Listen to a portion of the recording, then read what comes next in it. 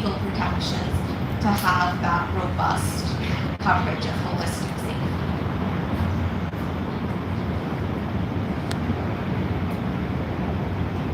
To the point that a number of you raised in the responses you gave, the way we are thinking about this and presenting it today is whose safety? Yours, your colleagues, your sources, your gear, and your story. So we'll be, to be honest, I can't remember the ordering of the slides, but we will be touching on things like risk assessment and threat modeling, and it takes all of this into account. I'd actually like to ask the audience a question just based on what we laid out. Do you all take those things into consideration when an editor calls and says, I have an assignment? Are those the first things that you're thinking about? And if they're not the first things that you're thinking about, you should definitely think about those things. Yeah, thanks for adding that. We want to, well, like, again, with holistic safety, there's all of these dimensions, but equally there are these dimensions where we don't exist in an island, and I really appreciate Erica, the generous offer and the building community into account, and that our umbrella of safety goes beyond the self, and to also take into account our colleagues and others with whom we report. So here's another framework that I like to use, and here I have to credit the Dart Center for the study of trauma and journalism for teaching us this framework. But another way to break down safety is to think about how we are biopsychosocial beings. It sounds like a long technical term, but it breaks down quite simply into that. We're biological beings. We have bodies that developed over millennia to survive. But we also experience the world in an embodied way. One of the ways I like to think about this is like, I'm 5'1". My partner is 6'2".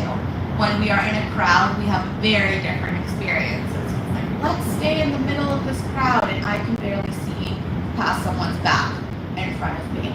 So this is obvious, but we have to think about how our embodied reality both is part of how we experience the world, but it's also a key component of how we're perceived by others when we're breaking into the space.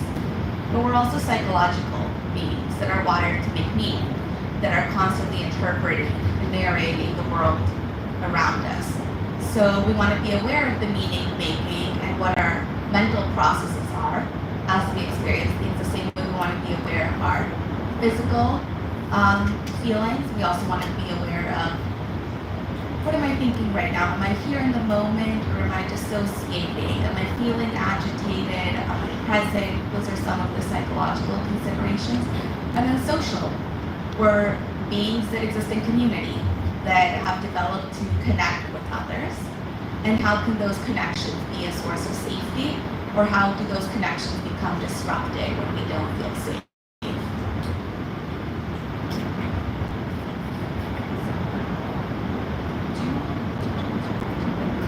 Okay, so this, I can't take credit for putting together this matrix, and I know it's very simple, but I really, really like it. And so if the biopsychosocial is a framework that is useful to you, thinking about it before you're out on assignment, during your assignment, and after your assignment. And I can give a few examples.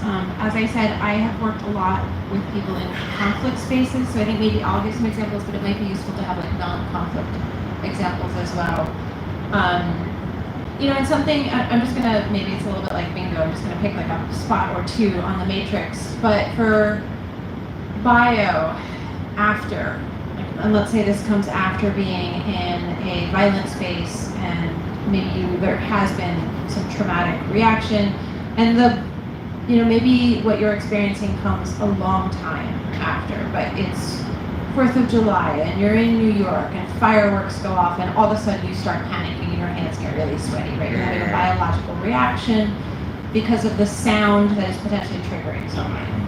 And then during, let's say you're in a really, really stressful moment, and you're thinking in terms of a psycho space, if you start to feel really, really stressed out, which can be a very normal thing, but it can also put you at an elevated risk if you're just not thinking clearly and you're panicking. And so there's some steps, and we're going to show them to you on how to very quickly just kind of calm yourself down, and it can be as simple as a breathing exercise that lasts for a minute or two, just to really kind of get right back into the moment, lower your heart rate, regulate your breathing, and you will make better decisions. And then in terms of social, so I guess I've done an after, a during, I should do it before. What is your social landscape like? And if you are going to be covering something that does potentially put you in that kind of space where trauma may be a situation, do you feel like you have a social network? Who are people you can turn to? Who is someone you can call? Certainly you need to be in contact with your editor, but maybe also someone who's outside of the workspace. Or maybe it is a colleague that you're really close with, but maybe it's a family member or a friend. And pre-thinking through what's the setup for this, I definitely caution people not to have one single person. Because what if that person's not available, or what if that person is going through something? So having a kind of a mental plan, like these are a number of people I can reach out to if I really need to, and that's what you're doing before. And what I would add to that, in a non-violent situation, I'll give you an example of an assignment that I would consider low threshold, non-violent. You're asked to go out to cover a story about lead pipes. You're teamed up with a reporter. The reporter is very great. She reaches out to the subject and says, hey, I know that you have the dog. Is the dog, friendly dog, prone to violence? Person insists, no, it's okay, it's fine. You go to the assignment, the dog is not friendly. The dog bites you, the dog draws blood, the dog rips your pants. Going back to the social and the safety and I would even say the communication to an editor, it's really important ahead of time. And that's why I asked a question earlier, how much do you take these things into consideration when you're given an assignment initially? You should, regardless of what the assignment is. And then the after assignment, it's fine to communicate to editors on the desk, especially if you're a freelancer, that an incident has happened, because that person on the desk can be your safety person. That person on the desk can be the one who can say, hey, look, did you get a tetanus shot? Do you know if the dog has rabies? Did anybody ask anything? And the editor doesn't want to hear it from the reporter, they want to hear it from you. And there's no harm in having those conversations, or even conversations afterwards. As you mentioned earlier, once the assignment is over, you may think you're fine, and then you all of a sudden are walking down the street and see a dog and it triggers. Those things are really important to take into consideration. Those things are really important to communicate to your editors. As an editor, we are your friends. We are here to be supportive. So we're going to give you different frameworks. Just, ideally there's one that makes sense or resonates with you or seems useful. Not all of them are going to be right for everyone, but one way in which I try to use this particular safety matrix is just like a really quick way to be able to identify my needs even before an assignment, or we're working with someone. We have, whatever the assignment is, I can just jot down on a Post-it or like on a piece of paper. What am I going to need physically before it? What am I going to need to be thinking about physically during? Let's say I'm going to be covering a rave out in Queens. I need to hydrate beforehand. I need to be hydrated during. I need to know where the exits are going to be in the crowd, and what am I going to need after physically. I'm going to need a lot of sleep. I'm going to need to hydrate again. I'm going to need to eat. What are my psychological concerns before? Like, where am I at? How am I feeling? How am I going to check in with myself during to know that I've had enough, it's time to go, or I'm here, I'm aware, and what do I need after? And again, for social, who are people that I can call on at any point of this? And you can do all of this quickly, like within 5 to 10 minutes before an assignment. So this already came up a little bit in the conversation, which I so appreciate the reflection of our context, culturally, or while traveling, or so many other factors, and our profiles. But it bears just stating explicitly that risks aren't one size fits all, and who we are affects both our likelihood of being targeted and the ways we may be targeted in a given context. So a couple of days ago, I was out doing a safety training with a friend and colleague who is a man who is in the military and still very much presents in this way.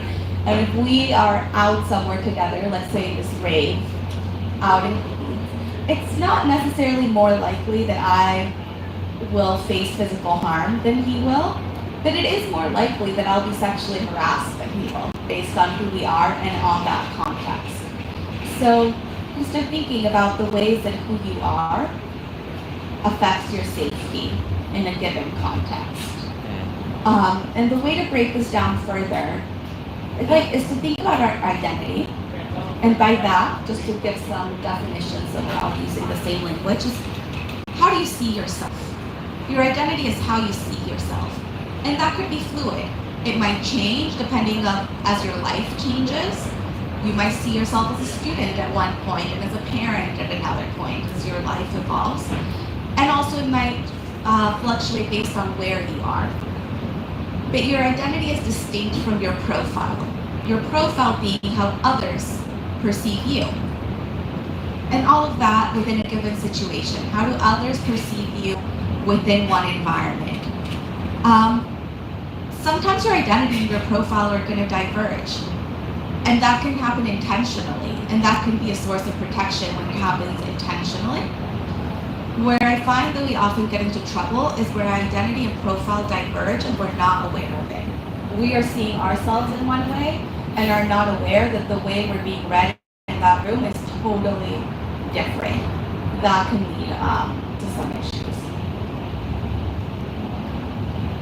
Should I give an example? Yeah. Oh, okay. Yeah, I'll give an example. Let's see, I'm trying to think of one example I can think of was during COVID, and we sent a photographer out who was Japanese, and it wasn't until after the assignment that she came back and said, look, I had a lot of problems. People assumed that I was Chinese, and it was very difficult to go out and cover the story. And I think that's when, especially for journalists of color who are out on the street, and women, I think that really comes into play, that editors also need to keep in mind, but also again, photographers out on the street, need to communicate that. That doesn't mean the person will never go back out and cover the story again. It's just something that we, as editors, need to keep in mind and think about and have conversations up front. And photographers, also visual journalists, also on the ground need to feel comfortable in having that conversation as well. I can even think of a photographer who wants to cover a non-threatening situation and, covering a high-end department store here in New York City, and they were covering on behalf of someone else because that person had fallen ill, and the treatment that this photographer received because of who she was and what she looked like impacted her ability to cover the story. And so the editor on the desk then contacted the department store and said, okay, you know what, that's not okay, and the paper made changes moving forward in dealing with it. So those things really do come into play. Not everyone is impacted, of course, but those are things that we definitely have to keep in mind. And the more aware you are of your identity and the more aware you are of your profile, the more you can use it as a tool for your safety. So I think of a colleague who is a safety advisor, but also is a photojournalist. This colleague is a queer Black woman who was in the military, and when going to report in more right-wing groups, she wears her U.S. Air Force hat, and that has helped her de-escalate a situation, gain access. That's a profile, right? Being read as a veteran. It's also part of her identity that she's using that part of her identity just with this simple thing of a hat. It's not a costume. She really is a veteran. So using your profile, adapting it is not about putting on a disguise. It's just about what are parts of you, authentic parts of you that you can amp up or tone down depending on the context of where you are. Another example, my name Jamila is an Arab name. I'm Syrian. I'm also Jewish. And when I was living and working in France, there were parts where there was a lot of anti-Semitism and parts where there was a lot of anti-Arab sentiment. And there were parts where I would wear my necklace with my name written in Arabic, that is my name, everything, and people could come to whatever assumptions they wanted about me. I'm guiding those assumptions. And there are other parts where that necklace was put away and I was wearing my necklace with my Jewish star. And again, people could make their assumptions, which I was prompting them to make. And that gave me both access and safety in those environments. So, yeah, we're ready to think about that. Can I add one thing to that too? Yeah. You know, thinking about the example you gave about the woman who was a veteran, I think that means, you know, when we get an assignment, you should also take the extra effort to really research ahead of time so that you think about those things before you actually go out there. Because I'm sure she must have really evaluated, gone through a checklist, a mental checklist, to determine what she needed before she went out. I know you wanted to say a lot about this slide. The circle that we wanted to prioritize for our discussion, and you can see the whole screen here. We really wanted to put emphasis on the individual, right, and this profile and who you are. I know it's in front of us, but I'm going to go ahead and read out the subtopics: age, gender, ethnicity, citizenship, previous professional experience, physical, mental health and ability, marital partnership status, sexual orientation, family status, education, race, sex. The one anecdote I might add to the ones we've heard already, it goes back to 2020, and a photojournalist I was working with who was covering Black Lives Matter protests. She is a Black female photojournalist, and she's working in Minnesota, which is where George Floyd was murdered. And there were a lot of white supremacists turning up. And so her identity is, I'm a Black woman photojournalist. Her profile for certain parts of the people showing up to these protests was, you're Black, right? And it was very racist ideology. And the numbers of Black and brown journalists getting attacked that year spiked in 2020. And she said something to me that was really telling. She said, I can take off my camera if I don't want them to know I'm a journalist, right? Because there was a lot of anti-journalist, enemy of the people sentiment. But she said, I can't take off my skin. I'm still Black. I'm always Black. And of course, she's not proud of who she is, but she was, in fact, enacting a risk assessment. She was thinking through the threats and figuring out, how do I handle a situation like this when people are always going to code me or read me through a certain lens. And so just kind of prioritizing who are you to you, and who are you to some of the people you're going to encounter on your assignment. And I think, to add to that story, there were also a number of instances where journalists of color were harassed by, other photojournalists on the street. I know that happens a lot, in general to women. And there is a scrum of photographers covering, let's just say, for example, Trump or, some of the hot topic or the hot person. And I think what we can do as a community is be more aware of what we see out there on the streets. If we see a situation, I think it's incumbent upon us to be more of a community as opposed to adversaries. I know that we're all competing with each other. I know that you may be working for a competing organization, but I do think there's something to be said about support, as you mentioned earlier. A community, an open community, an embracing community, that we are all here together but it was very upsetting as an editor of color to hear what some journalists of color were encountering in the street. We expect when we're doing a risk assessment, we expect the outside, but not from the inside. Yeah, we have to be collaborative and safety. That would make sense to compete. But in terms of relating these two frameworks, you can think of the individual as both elements of profile and identity. And then it also, we're talking about the individual, but if you're working on an assignment where there's 2 of you or there's 3 of you, then those levels are going to be different, and we need to account for all of them. And then for situation, it's these organizational and operational contexts. So earlier, someone mentioned about traveling. So being aware of how you as an individual and these characteristics of you are inflected by the context, right? Being like a person of color, a Black woman, for example, in the US is going to be different than in Nigeria. It's going to be different than in South Africa.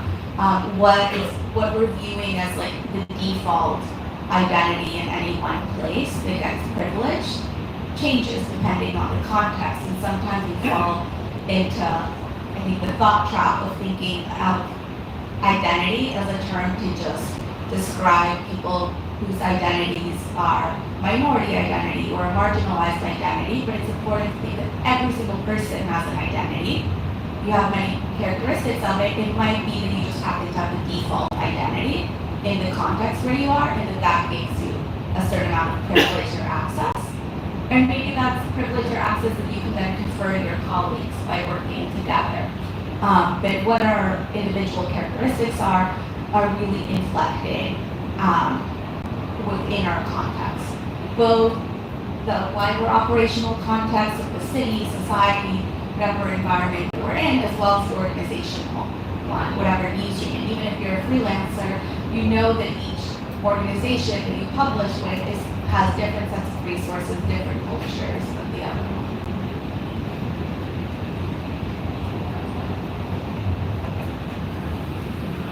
It's very similar to what we showed before. I think we just kind of move it through. So I wanted to talk a little bit about risk assessment. I'm curious here, who in this tent has ever had to do a risk assessment? Was someone? Was four? It was. I just want to see again. 5. Okay, we're at this what? 25, 30 of us, and we're at 6. Was someone maybe willing to share like what the context was of having to do a risk assessment? What prompted you to do it, and what it was like?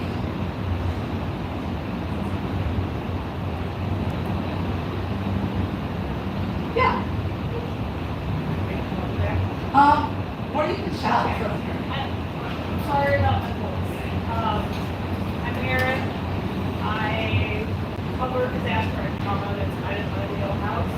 So most of my assignments go through some sort of risk assessment where we sit down and we say, okay, what kind of game and what kind of hurdles are you going to face, both physical, emotional, also like communications, logistically, can you get where you need to go? Can you get the information back out to your colleagues or your editors? Like, it's your cell phone, right? How should you be dressing? Are you about to walk into a wildfire, or are you going to a hurricane? Or are you going to a riot? And then, how are you dressing for that? How are you making sure, particularly like in a protest situation, that you're not looking like a protester or somebody who's out to make trouble, and you're also not looking like too militaristic like the police. We do a lot of stuff like that, and then what do you need to take with you? Are you going to have access to food? Will you have water? How much can you actually carry with you, right? Will you be able to charge your phone? All kinds of those things. I ended up out at the protest weekend in Columbia the second day that they raided it, and God bless my colleague. A colleague showed up without going through a normal risk assessment. She does not normally do assignments like this. She showed up in a dress with like these very cute silver loafers, but silver loafers. And also, and I mentioned this simply because it changed my risk assessment of what I needed to do. She was also 6 months pregnant, and she had no safety gear because she was just sent out by an editor who didn't have that situational awareness. Yeah. So, listen, the pregnancy is like, you can deal if you bring the right gear and if you know, like have some food to eat and some water to drink. It's fine. You can mitigate it. But that's what we're always asking about. And then, you know, at the end of it, like, how much time off am I going to be? What, you know, am I going to be in a space where, like, I can be around people? Who can I call? I have lots of friends to call, thank goodness. You know, am I going to go need to talk to my therapist? The answer is yes. Always.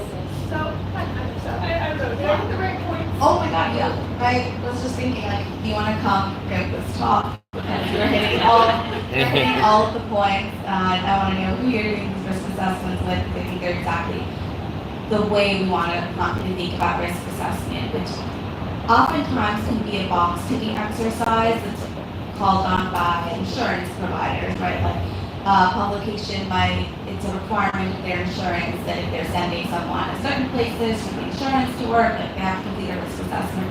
And I personally don't find those risk assessments like that useful beyond guaranteeing your insurance coverage. Like that part is useful. But in terms of as a tool, it's exactly kind of what you're describing. It's a conversation that could then be documented, written down, but it's really particular to you, who you are, who your colleague is, and your context.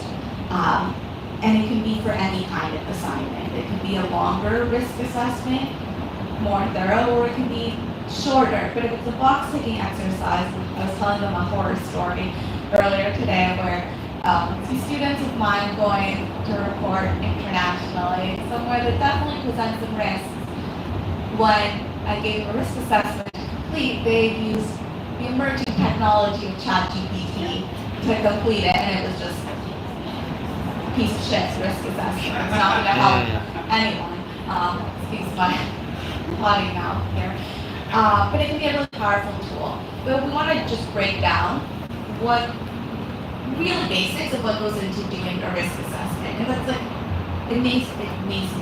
There's two elements for any risk. One's the likelihood. How likely is this thing to happen? Which is often based on how exposed you are to it.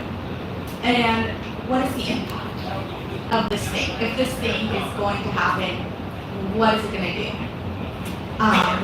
And we break it down that way because then when we think about our mitigations, which are measures to make something either less likely to happen or make the impact of it less severe. So I thankfully took much beleaguered public transit down here today from Long Island. But had I decided to drive, what are things that could have mitigated the risk of me getting into a car accident? As you tell me the mitigation, could someone tell me a mitigation that would have made it less likely for me to get into a car accident? Getting enough sleep. Yeah, so that's something I'm aware on the road. What's something that would have made the impact less severe if I were to get into a car accident? Exactly.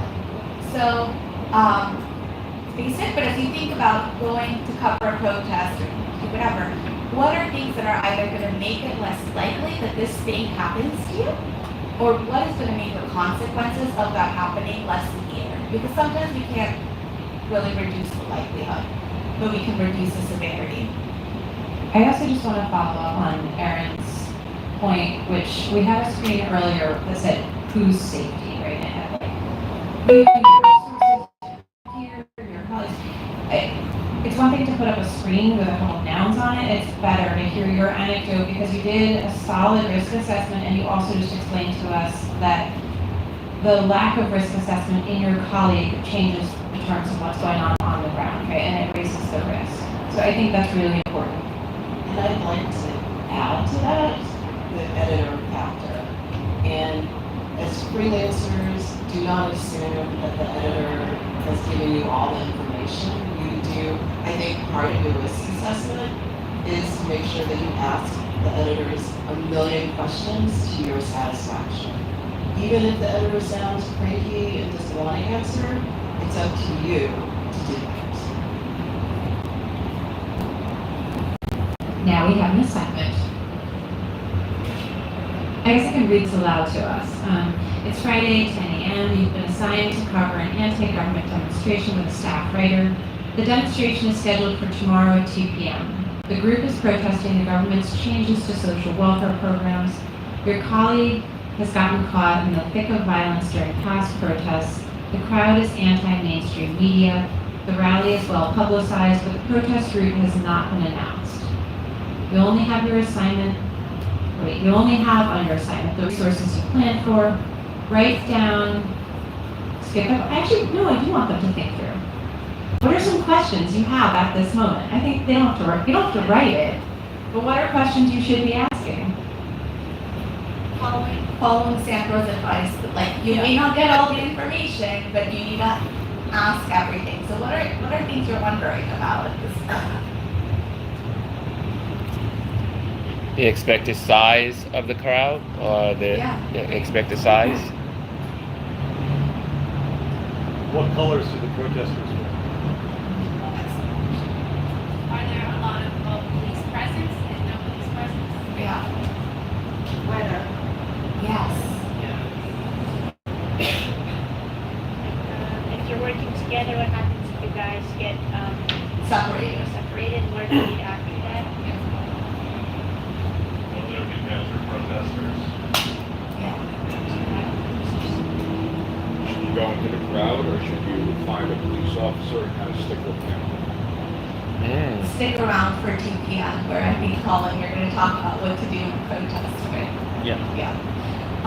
But to answer that, What led the colleague to get caught in the thick of it?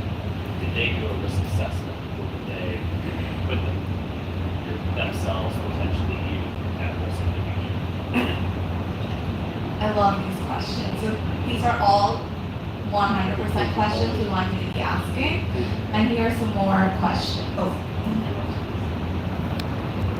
And these more questions, we're going to talk about why, where, what, when, and who. I mean, I think I won't read every screen to us. I'll let everyone read the screens. What I will say is that bottom part, which we all set in its own color, I do feel like this is very, very, very important on many levels. So having a defined sense of purpose. And as someone coming sort of with the background of thinking about mental health and journalism, having a real sense of what my job is here, what I am doing here, can absolutely help you navigate through kind of traumatic or really stressful or even ethically gray zone areas that if you're like most people, if you see something horrific or something violent or you see grieving people, it will make you feel bad. And that's an extremely normal reaction, but having an understanding of my job is here to document, my assignment is to get these images, I'm showing this story, I stick to my job, that relieves you of the burden of feeling like I need to be a medic, and I need to be a humanitarian, and I need to be a diplomat, and I need to be law enforcement. Right? You have one job, and trying to navigate through really tough terrain. It's not just that this sounds good. There have been study after study after study that has shown the stronger your sense of purpose, your understanding of who you are and what your job is, the more likely you are to pass through situations like that. Not that you aren't going to feel bad in the wake of it. That's an extremely normal human reaction, but you will move through the feeling bad probably at a quicker pace. And we put why here as the first question because this is the first thing we want you to think about and talk with an editor. What is the purpose of this specific bit of coverage that you're doing?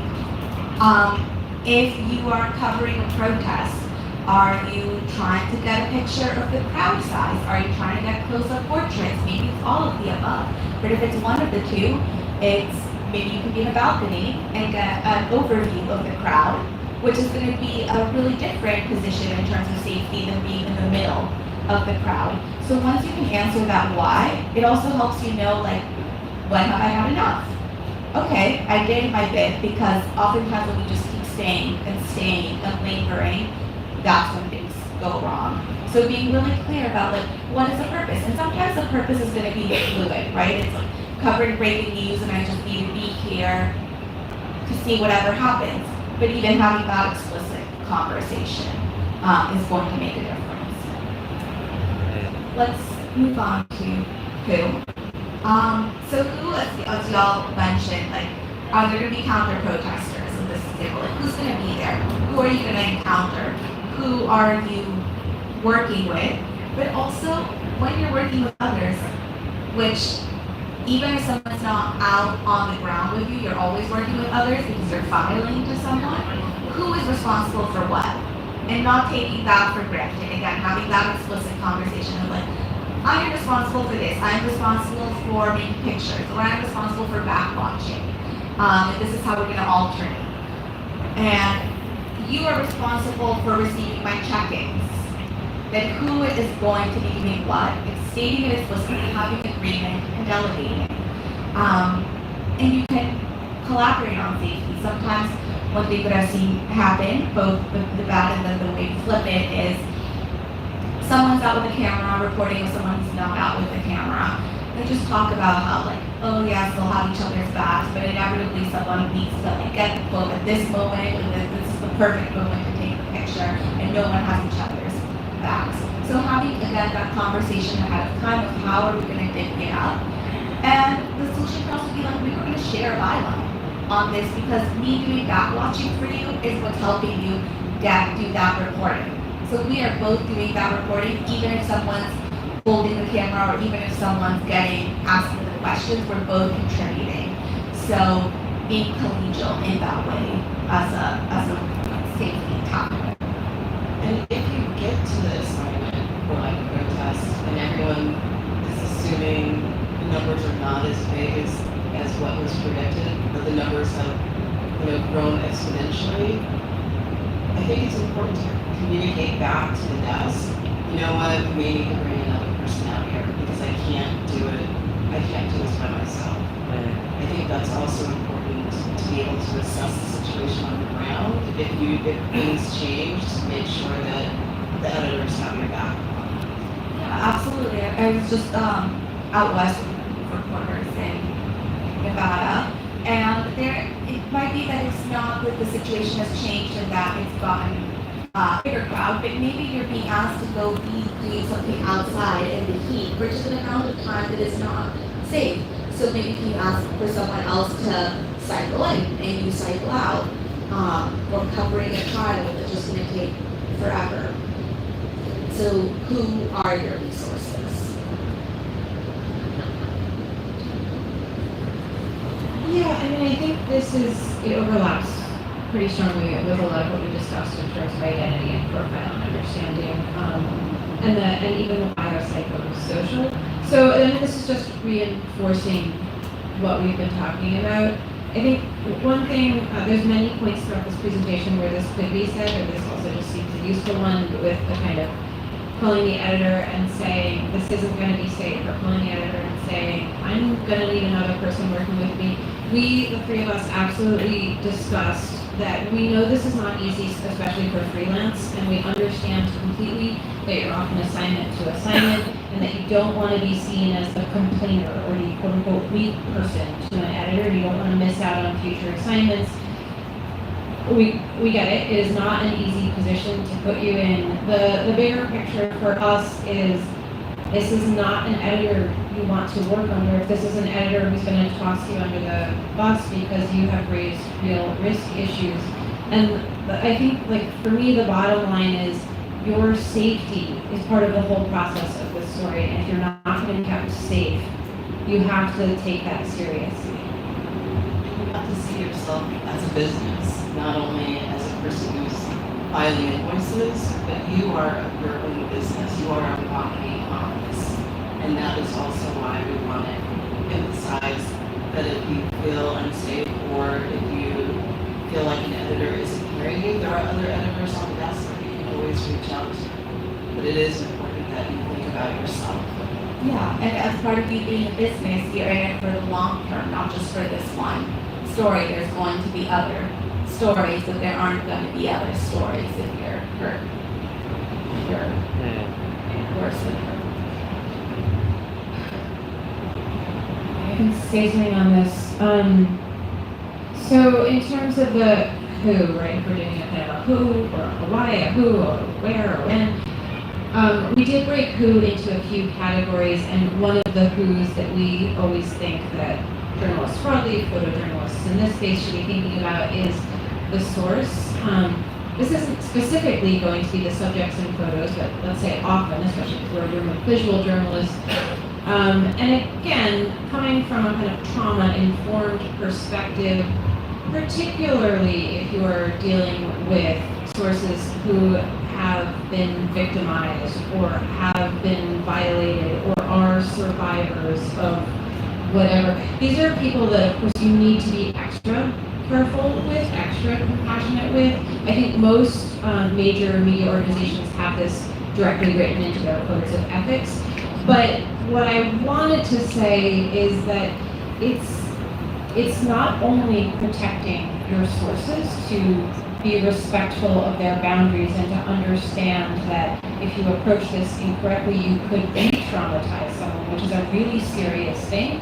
It's also going to help you, because if inadvertently you re-traumatize someone or you take a picture that exposes the identity of a child rape survivor and the picture goes out and this has a blowback from the subject in the photograph, again, the normal person, the normal photographer is going to feel horrible about having done that. You don't walk into it intentionally. Of course, there's no bad intentions at the starting point, but it is something that you didn't think through and potentially could have been avoided. So it's both protection for your sources, but it's also protection for you. And we were, of course, thinking about, like, not all sources are the same. A lot of it has to do where you sit in relation of power to your sources. If you have more power than your source, and are they actually consenting to being photographed? Is this someone who's vulnerable, like a child rape victim? Or is this a public figure or someone who has more power than you, or could hurt you?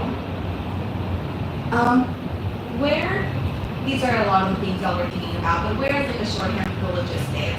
Where are you going? How are you getting there? How are you leaving? What are your meeting points? What's the place like? What's the weather? All of those factors.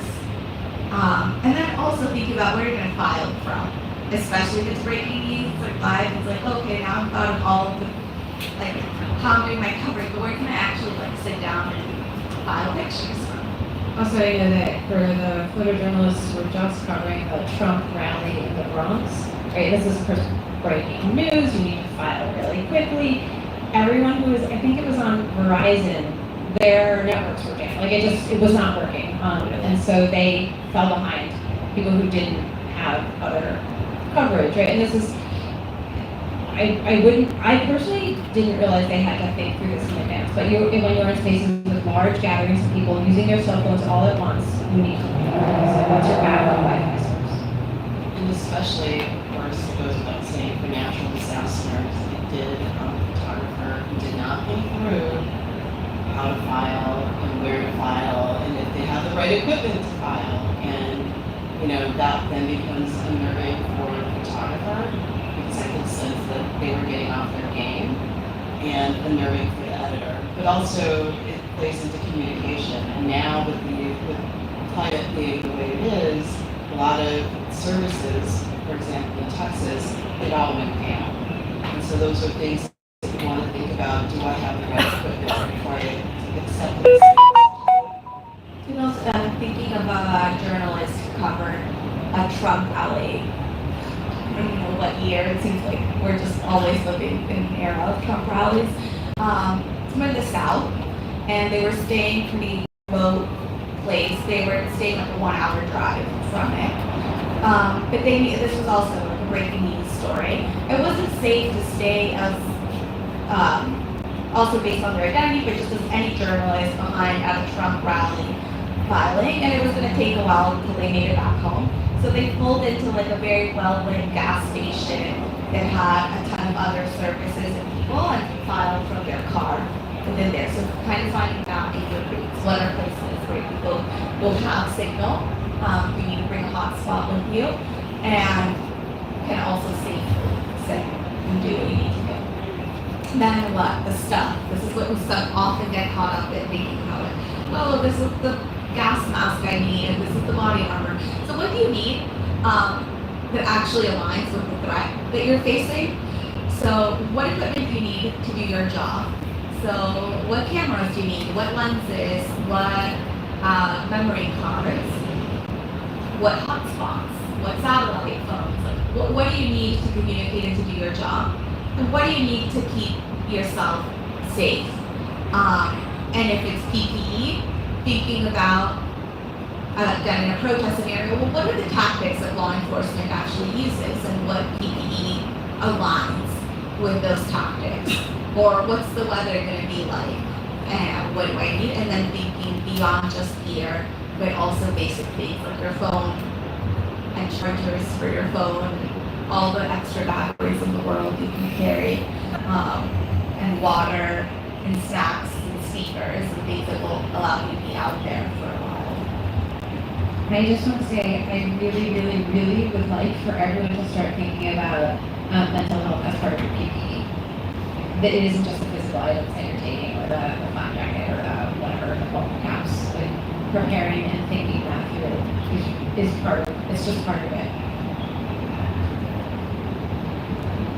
And adding when also as a shorthand for when well-being, but just like, when did you last rest? Are you going to cover the protests at Columbia where you, after you were just maybe praying for 3 weeks?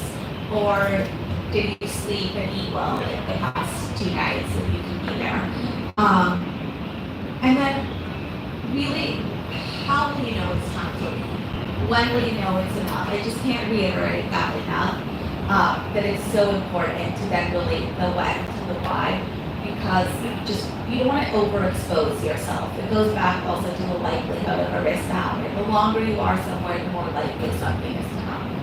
So this is it's a very valid question, but are you making that decision, or do you reach out to the editor and say, I've got this, is it okay to leave? Do you know what I mean?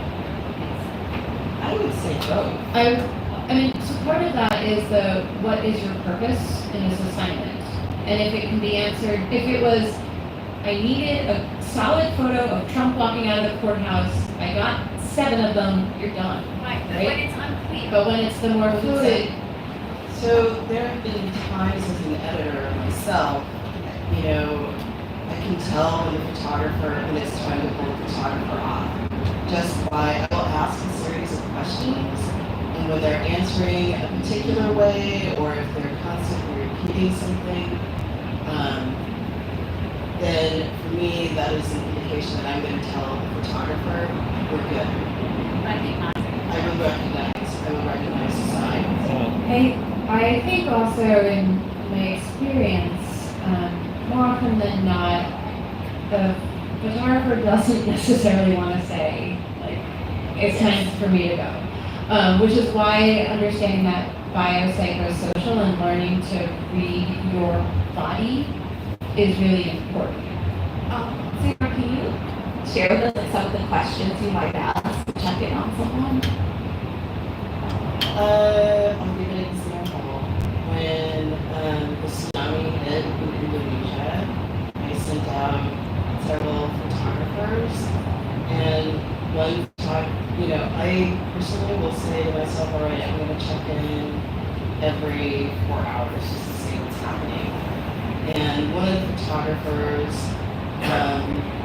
when I checked in on her, and this was probably like day 2 or 3, she kept asking me, do you know what water does to the body? And I said very calmly, I see your pictures, and she just kept repeating it, and then I said, you know what, I think it's time for you to take a break, it's okay, and I can find another photographer, but take a break, call me when you have had like 2 or 3 nights sleep, and then we can revisit going back out. So it's usually just hey, how are you? And also the relationship that an editor builds up with a photographer, you can kind of tell when that person is not their usual self. But I'll ask, just silly questions like, how's it going? What are you seeing? How long have you been out there? Do you need a break? I can swap someone in, if it's a long day, if it's a breaking story, where, I can have multiple people filing at multiple times. I also take that into consideration when I'm assigning a story. The most important thing, there was another assignment, it was a plane crash in Venezuela, and that photographer was very honest, and, he had covered many horrible stories, and he just flat out said, you know what, there are a lot of bodies out here, and I think I'm done. And I said, you know what, that's okay. Just file what you have. Yeah, I was just gonna say, one of the things that the three of us had spoken, I think actually something you brought it up, is, let's say you don't have a long-standing or a very close relationship with the editor, and the editor might not pick up on some of this. Part of it is like learning to read yourself, but again, I'm used to photojournalists saying like, I'm fine, I don't want to read now.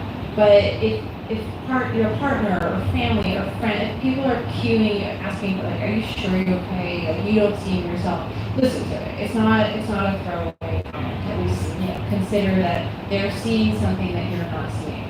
Yeah, I want to add a little bit to that. So I think there's people who can read themselves, but might just not feel comfortable, might not have the relationship, might be hesitant either early career or for whatever reason, don't want to say it's time for me to leave it. This is particularly the kind of situations where I find it really important ahead of time again to have that conversation and clarity, and then again ask. But then there's I add one other thing to that, and sometimes it comes through from the photos. Like sometimes you can look at the photography depending on the situation, and if everything is really far away, I'm usually like, okay, describe what happened, and I will ask the person to walk me through why am I seeing the pictures the way they are. So sometimes you may not want to communicate, but your photography, your visuals will also be a cue that something else is happening.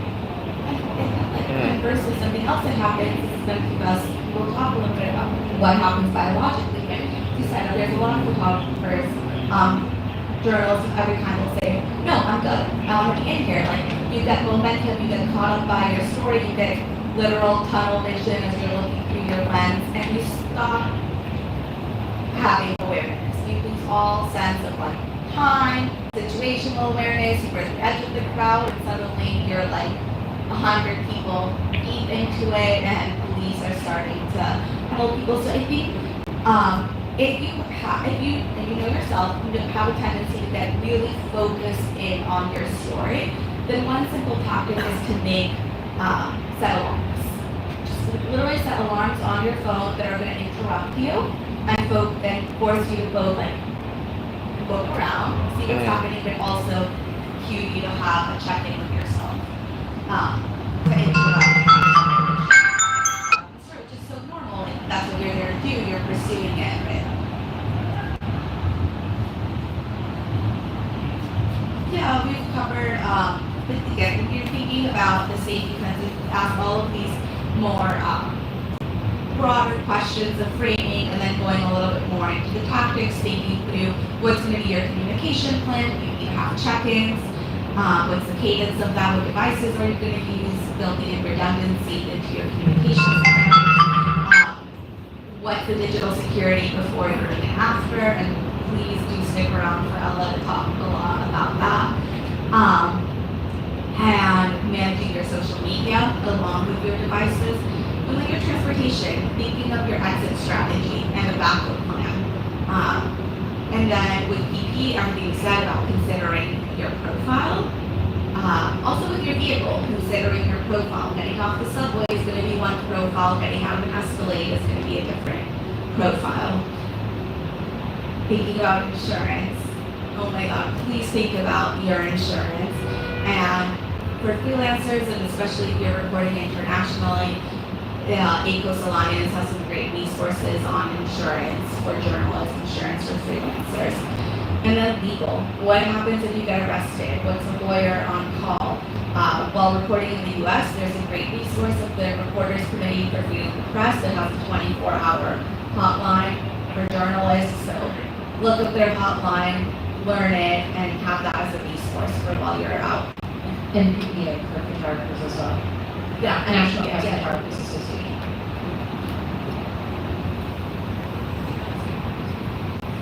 We can keep going, we don't have to stick on. So we're using the scenario here just to guide us into the journey, but what we want to talk about next are some things that happen to us when we're in a situation of acute stress in that moment, in an escalated situation. What happens to us and what can we do to cope in that situation? So there's a framework developed by psychologists I think is really useful in its simplicity called the window of tolerance. We all have a window of tolerance, and most of us, I think, in this room right now are within our window of tolerance in that green space. When you're within your window of tolerance, you're present, you're engaged, you're rational, you're functioning. But there are things that we can experience and will experience, just part of being alive and then definitely part of being a journalist, that throws out of our window of tolerance. So if we're feeling regulated while we're within our window of tolerance, there are things that can dysregulate us, knock us out of it. And some of us will tend into a zone of hyperarousal, some of us will tend into a zone of hypoarousal. When we are triggered, when we are activated, we might experience both. But when we are hyperaroused, we have a difficulty calming down. And when we are hypoaroused, some of what you might feel is feeling really tired, feeling lethargic, feeling numb, withdrawn. And those are both experiences of being dysregulated. So now we want to think about what happens when I'm knocked out of my window of tolerance. What's happening in my body, and what are things that I can do to get back within it? So part of what happens is a term called the amygdala hijack, and then I think all this from psychologists is my account. But there's a really primitive part of our brain called the amygdala. It's in the center, it's small, and it's tasked with producing stress hormones. So it produces cortisol and adrenaline, which again, going back to the biopsychosocial, we're wired to survive. So these are hormones that helped us survive, that gave us the strength to fight or flee in a moment of a great threat. And sometimes we freeze. Sometimes we go into that zone of hypoarousal and we freeze. The amygdala is activated by the perception of a threat.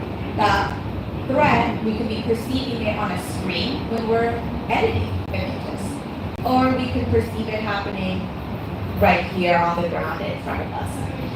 But when your amygdala takes over, the rational part of your brain, the prefrontal cortex, is not running the show in your body as much. And there are different circumstances that can make it more likely that you experience an amygdala hijack. So just experiencing chronic stress, having PTSD, having chronic anxiety, can just make us more susceptible to getting dysregulated into an amygdala hijack. So what happens before it happens? Someone willing to share, doesn't have to be what happens to you, but what are signs that you're experiencing stress, acute stress, panic? You get very sweaty.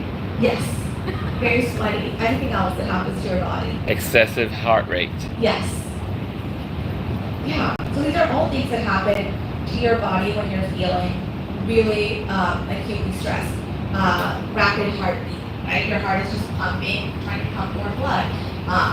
You're sweating, you might get goosebumps. Your digestion might stop, your breathing increases. These are things that happen when your amygdala is activated. These are biological processes that are set in motion by these hormones. But these are also great cues for you to then realize, okay, I'm activated. I am dysregulated. So my hands are clammy. I'm really sweating. I'm dysregulated. So use those things that your body is doing as cues that you're not already in your most rational state, and that there are other things that are also happening to your body that are not as noticeable, but really can hamper your safety, especially as a photojournalist. One is that the muscles contract in your eyes, so your peripheral vision shrinks. You literally get tunnel vision even if you're not looking through the lens of your camera. And that's an impaired situational awareness. Your motor skills can also be compromised. So your hands get shakier. It's harder to manipulate equipment. It's harder to text someone that you are in trouble. And your hearing can be also impaired, which again is going to affect the situational awareness, but you might not notice them. But these are things that you're more likely to notice. So when you notice these things, then use the awareness of, okay, I'm not in as much control. My amygdala is. My body's being affected. How can I regain control? How can I ground? And this is where we get to some. You want to talk about it? Yeah, I mean, I mentioned a little bit before the breathing. What I would say is, if you are headed into the amygdala, right, you feel these things going on, you're not necessarily going to sit down and start meditating, right, like a first clip art. You have to get yourself to a physically safe space, and maybe it's just like 10 feet away. But some of the techniques that I have tended to teach the most are these breathing exercises. Do we have a screen that even shows? Okay, so breathing exercises, and the other one is essentially a grounding exercise to make yourself really present with yourself. So again, you have to get out of physical danger first, and then this can take any number of forms, and you can make up one that works for you. But what I've said to photographers I've worked with is, okay, just stand or even sit and put both your feet on the floor. We can try this, right? Put your feet on the floor and just feel your feet. Think your feet right now. Feel them. And then go up to your knees and pay attention to your knees. And then your thighs.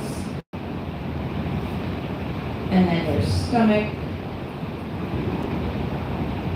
And then your shoulders. Maybe take a deep breath at this point. And then your head. Sometimes people close their eyes for this. It's not actually a part that I tend to throw in because it's people in situations where things are unfolding quickly. So it's probably good to keep your eyes open. But it's a very simple exercise. I really like it because it doesn't require any tangible gear.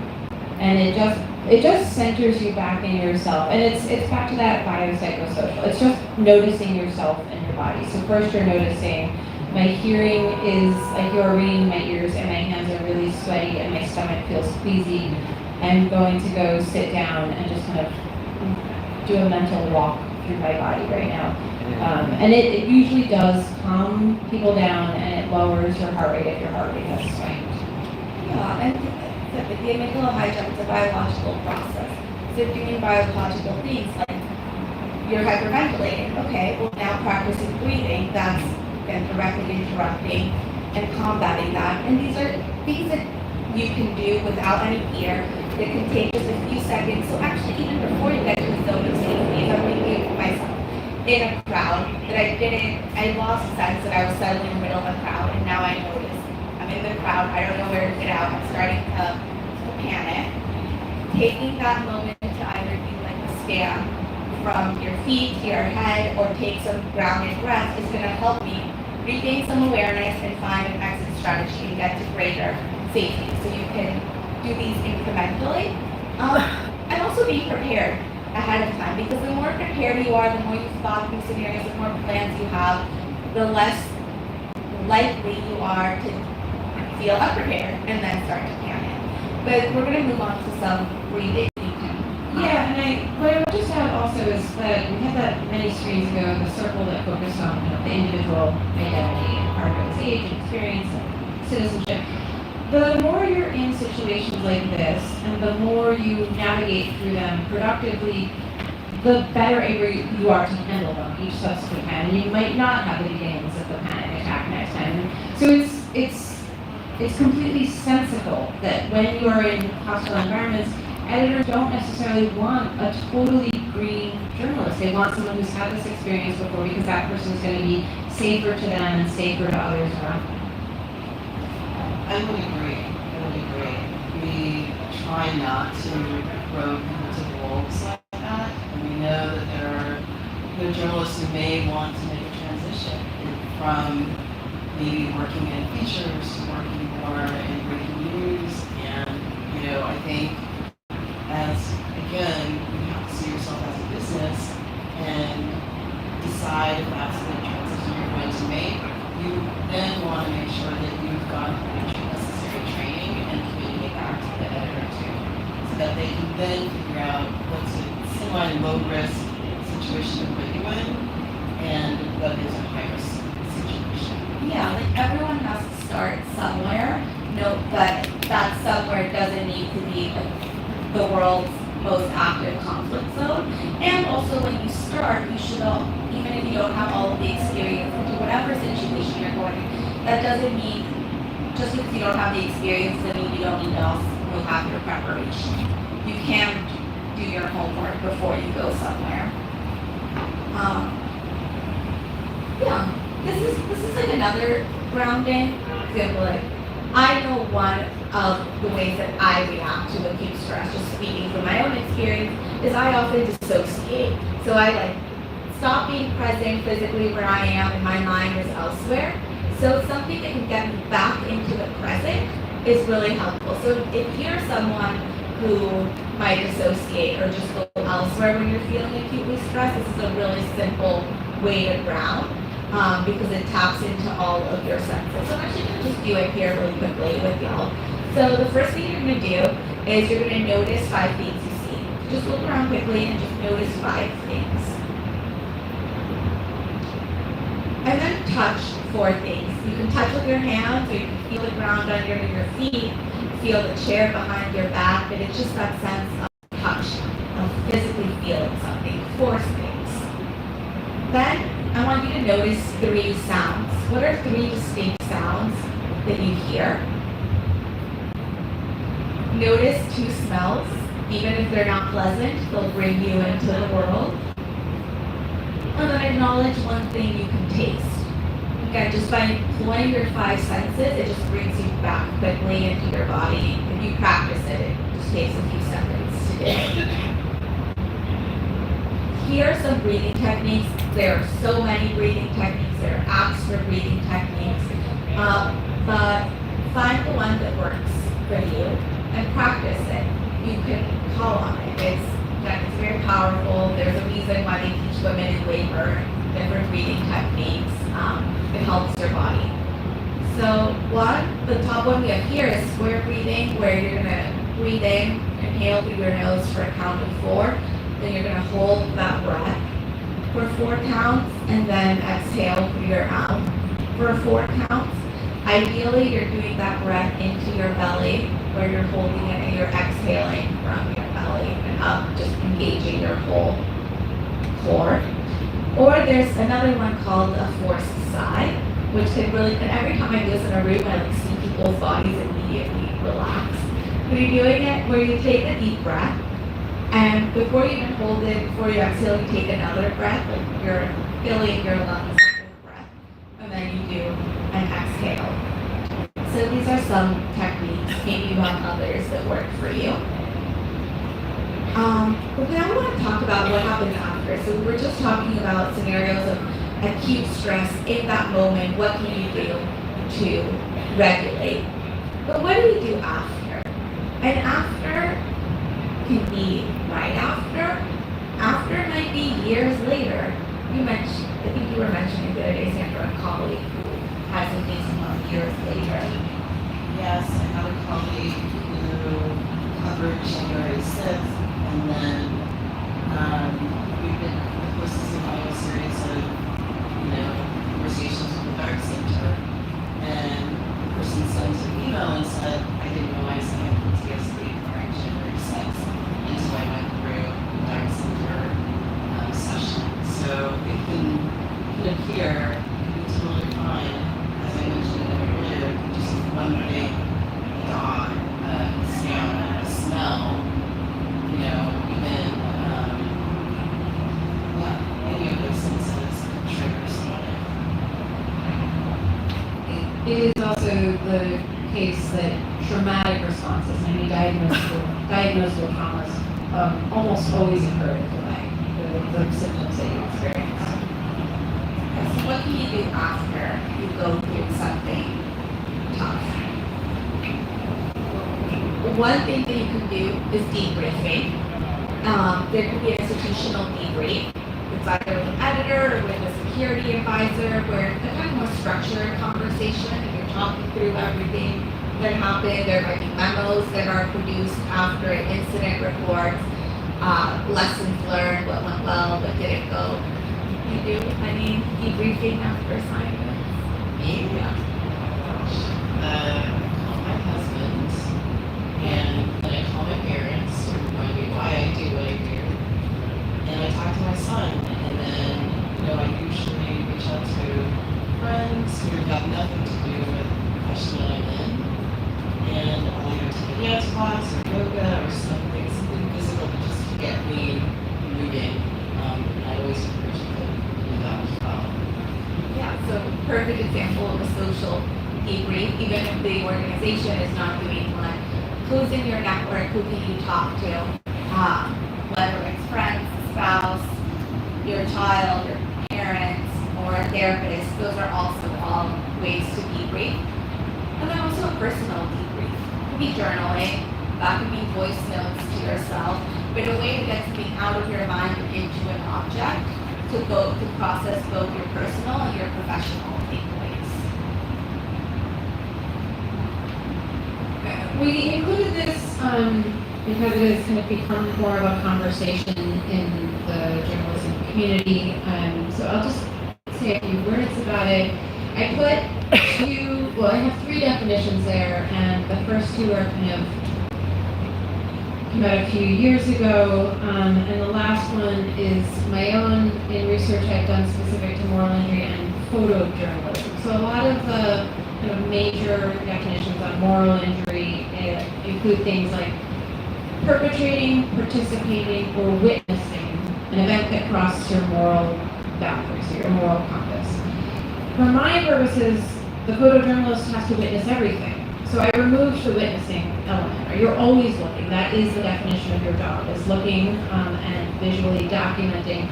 So I wanted to make it more specific and think about scenarios and situations where photojournalists are doing the work they're supposed to be doing, and in the process wind up violating their moral compass. And I can give a few scenarios. There's a lot, and I put it out here not to have an extensive discussion today, but just to put the term out and the idea out. But a few anecdotes from work that I've done. A photojournalist who was working in a conflict space and documented some very rough material, and then won a major award for this work and felt awful. Right, and had done nothing wrong, was doing his job in creating documentation, made powerful documentation, raised awareness of what was going on, but felt really bad about being awarded for this body of work, right? And that for him was kind of crossing a moral line. A lot of times, and there's some other examples, but a lot of times the perceived moral line that has been crossed is really because the photojournalist is putting undue pressures on themselves. Or unattainable responsibilities, or just unreal expectations. And that's why I really kind of put a lot of emphasis on this whole why. What is your purpose? Why are you here? Your job was to take these pictures of this horrible thing so that the rest of us can learn what happened and potentially perpetrators can be held responsible. Right? These are good things, and this is what we want in journalism. Another scenario that I worked on was a photojournalist who documented, for all intents and purposes, what was very likely a war crime on the Ukraine, and it was a shelling where Russian forces and a family of Ukrainians was killed. And she took a number of pictures, and you can see mother, you can see the children, you can see their faces. It is a very tough picture to look at. It is also a violation of international law to attack civilians. These are civilians. And the picture was published very prominently on the front page of the paper where the photojournalist worked. She did everything right. Her job was there to document, her newspaper published it, she raised awareness. It led to an outcry, right, of war crimes being committed. This is very early in the Russian invasion. The fallout was, the image was so graphic and so compelling and moved very quickly virally. And the one surviving family member learned of the deaths of his children through social media, right? The photojournalist had no control over this, but still felt a kind of moral depth of, oh my gosh, what have I done, right? Didn't do anything wrong, but you can still be in these scenarios where you feel awful because of your work. And so this is some of the research that I've been doing in terms of how do you prepare for this? How do you navigate experiences like this? One of the things that seems to be most important in any kind of trauma-based scenario or moral injury, which is not actually considered diagnosable trauma, it's more like this existential, I feel horrific. I did something that participated in what led to a bad outcome, and I thought I was doing the right thing. I thought I was helping. One of the kind of findings is that journalists who tend to be most resilient are the ones who have a support base. So that's the social support base that we've been talking about. It's also kind of a duty of care or a culture of care inside the newsroom, which Sandra has been really advocating for. Go talk with your editors. You need to give feedback. You need to have open lines of communication, even when it feels uncomfortable, because it sets the stage not just for helping you in that moment, but for creating a broader culture that's supportive and will lessen the impact of situations like this. And the only thing I'll repeat that I said before is it's really nearly impossible to be in very traumatic situations and to not be upset by them. And I would probably find it strange if when I'm working with photojournalists in war zones, if they didn't report feeling bad. Like at a certain point I would feel like you've just kind of gone numb. And that's not good either. So it's a very healthy thing. I think it's a very good thing to feel bad because it means you're ethically awake to what's going on and you're sensitive to other people. But I think thinking through it both before, during, and after is hugely useful. And I would add with newsrooms, we are more aware, not only with what's happening with our colleagues and especially the visual editors, whether you're working video or photo, but we are putting into place systems, peer support systems, so that editors not only can recognize what's happening with colleagues, but also noticing it to colleagues outside. For editors to be able to be more aware, more educated in terms of resources to provide, freelancers with, in addition to staff in the newsroom, which I think is, my 20 years of doing this, it's new and I think much needed, and I think newsrooms are finally addressing that, which is great. And I think there's probably more photographers in the room than photo editors, but photo editors grapple with this too, and recognizing that you might be speaking to someone who has been in similar situations or gets what you're saying, or who could also use a compassionate ear, I think is an important thing as well. Yeah, please. How easy, I know we talked about, but when do you realize things have to leave? What if you have moral, if you have your process and your police coming, hiring, and then there's a certain time where I have to leave, you don't want to leave the people, you don't want to cover them. How do you balance that? I think a lot of it goes back to what you're. Oh, the question was, how do you know when to leave when you start to feel bad? Like the story is still ongoing, or there are still people here that need coverage, but it's time for me to leave. But you also feel a responsibility to those and feel bad leaving them, right? That's part of it. Look, I can't tell you when it's the right time for you to leave. I think that's really personal. But I think it goes back to thinking about what your role is And what is your primary role in that moment? Is your primary role in that moment to report and to have your journalist hat on?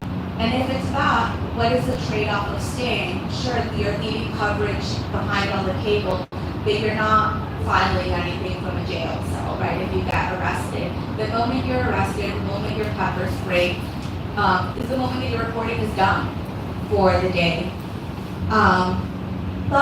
Or have you decided in that moment where I can add the most value is as a first responder? I have these medical skills that I can provide, and I'm going to take off my journalist hat, and I'm seeing people injured, and I want to help there. Lauren, a couple of months ago, was in conversation with Palestinian journalists evacuated from Gaza, both Aziza, and one of the things he said that I found really powerful, when I forgot what the question was, but it was something about like how he survived, how he dealt with like everything that he documented. There's a response about he was doing so many things at once, like both trying to figure out how to keep himself alive and to document, but also sometimes he can put the camera down and help others. So I think it's about you making that decision for yourself, but when you go back to the why and understand your purpose there, then that helps you realize it's time. I just add that, and I deal with this very, very frequently with the photojournalist I'm working with, there's a sense of, this is so important. I can't walk away from this story. I need to help the people I'm covering. I need to get their concerns or their suffering or their injustices out. Who am I to want to walk away while they're, again, I think that's all completely understandable. I think when I said before, sometimes there's unreasonable expectations that journalists put on themselves. You have to remind yourself the entire mission of journalism doesn't sit on your shoulders. Right? You do what you can do, and you do it to the extent you can and as safely as you can. And then you can go back the next day or the day after. But you're not going to solve a crisis in one day. Yeah, and at some point, if you get hurt, not only does the story not get told, but then you're also pulling away resources from exactly the people that you wanted to get attention to. Like now you're becoming the story or the person that needs to get evacuated. So you need to also take your safety seriously for the sake of others. Especially for Laura, on moral injury.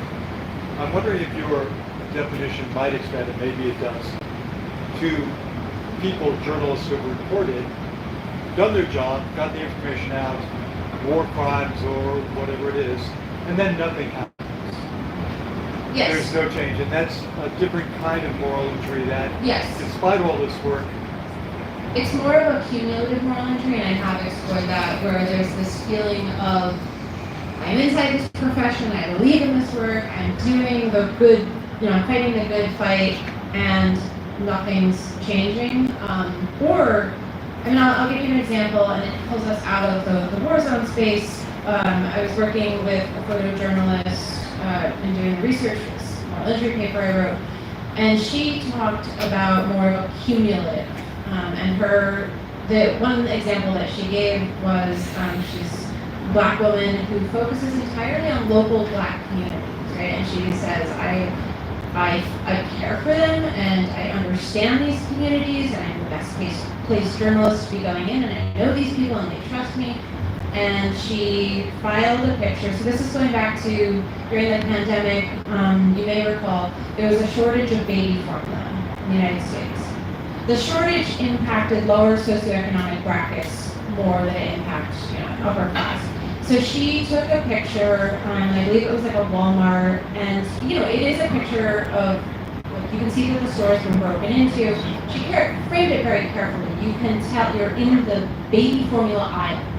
The aisle has been cleared out, and there's little signs that say, like, I think it was called Enfamil is the brand, right? Enfamil, and you can see that all the shelves are empty. And her point was, look how desperate people are in this community. Like they needed to break into a store to feed their children and keep them alive. The picture got captioned with the word looting. And so she felt awful about that. And for her, it was just one last straw after feeling like the work that I'm doing to help this community is not being contextualized correctly again and again and again. And for her, I mean, she was a kind of cumulative but classic case of moral injury. She also, unfortunately, falls into a known pattern that when people don't feel there is kind of infrastructural support, they are not being heard and listened to and supported within the newsroom, she left. Right? And it's actually, it's very hard to quantify how many people leave because of situations like this, because they don't really exit. They're not like exit surveys that are quantified. Like, oh, it was my moral injury and that's why I left. But this kind of burnout or just complete exasperation.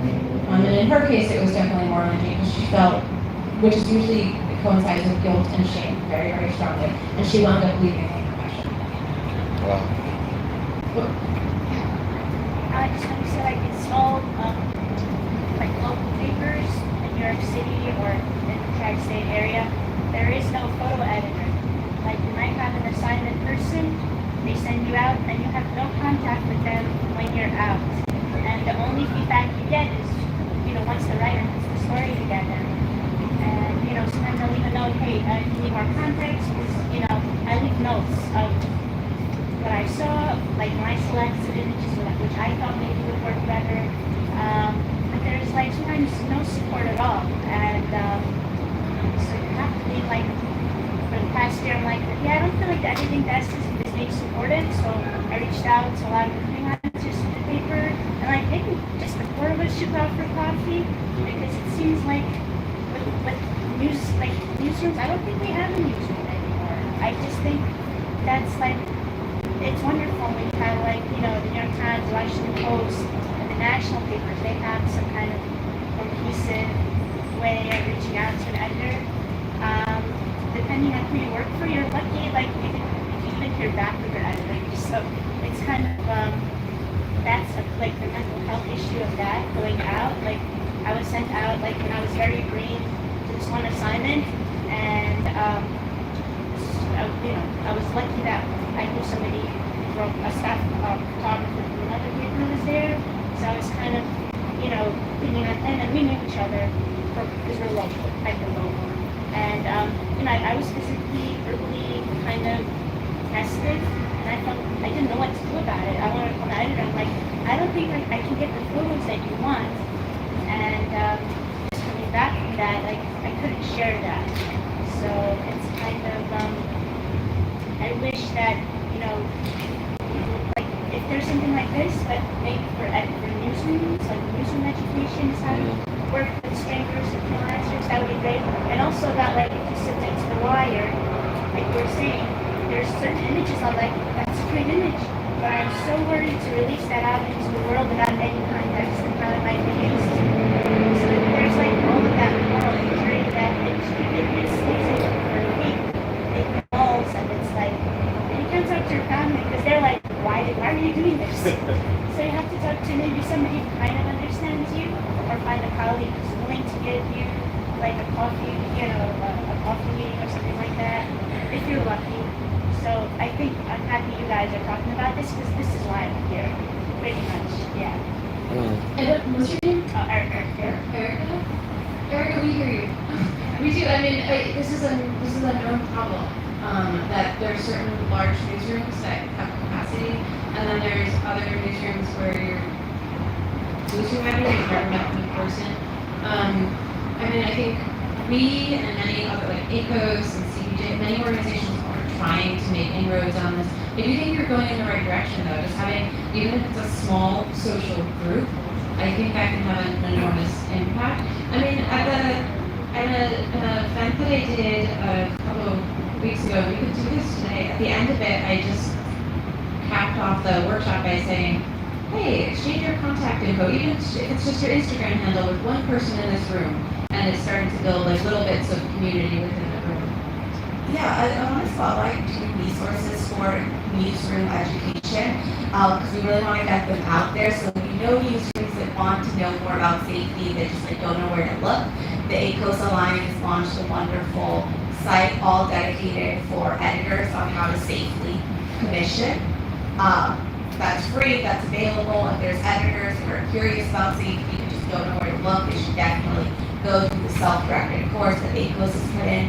And then the International Women's Media Foundation with Ella has been doing cohorts of policy for policies around safety here at newsroom leaders, newsroom managers. So International Women's Media Foundation for policy guidance and hand-holding on how to implement that, and the ACOS Alliance Editors Safety Hub.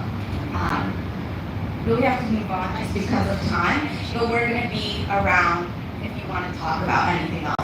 I really love the engagement and the questions that you are sharing.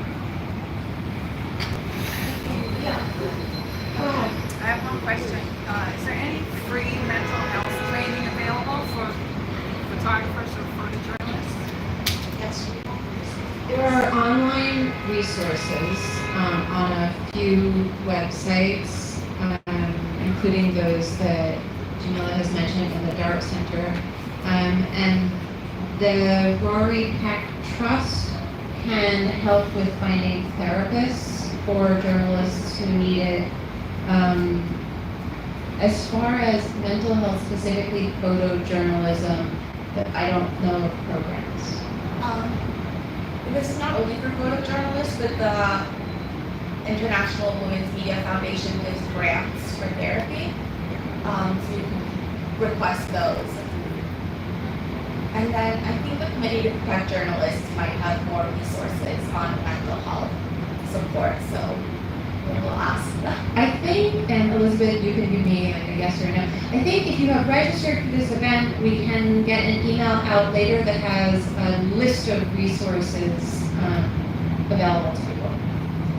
And I'm getting the yes from Elizabeth, who is the head of ACOS Alliance. So we're going to just move on because we're in time to our final exercise.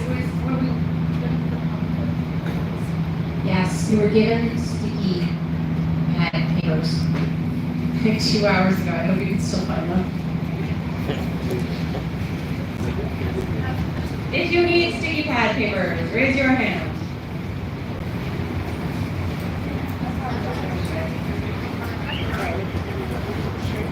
If you need a pen, also raise your hand.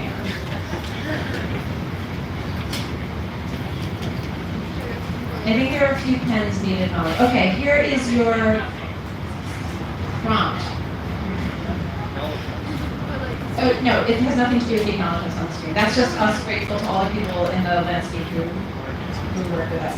Okay, your sticky pad paper assignment is please write down one takeaway, one significant takeaway from this session, and then maybe on a second piece of paper, one burning question you still have, because it's something we didn't address or didn't, specifically get into. This is simultaneously useful feedback for us, but we're also going to share it back to you in the email that ACOS sends out, so you can see other people's takeaways and their burning questions. Thank you for joining me at this photojournalism No, I think anonymous. Anonymous. strategy class. One I will talk takeaway to you later. and one burning question. We will report back to the list of people that registered for